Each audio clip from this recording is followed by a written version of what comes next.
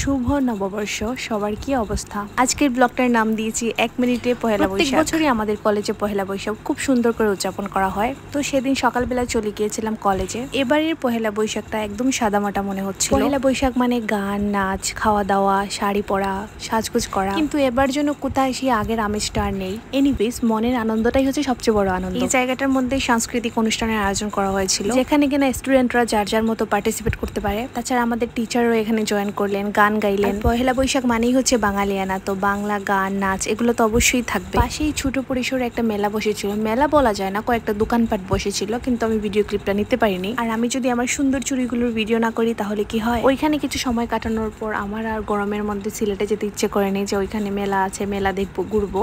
সময় ছিল হাতে, কিন্তু তাও যেতে ইচ্ছে করেনি এই রোদের কারণে। তার উপর ওই দিন পরেছিলাম শাড়ি, তো আমার খুবই আনকমফোর্টেবল লাগছিল। ভাবলাম বাসায় চলে যাই, বাসায় গিয়ে খাওয়া দাওয়া করে রেস্ট নেই, ওইটাই বেটার হবে। তো এই ছিল আমার 1 মিনিটের পয়লা বৈশাখ। সবাই ভালো থাকবেন, টাটা।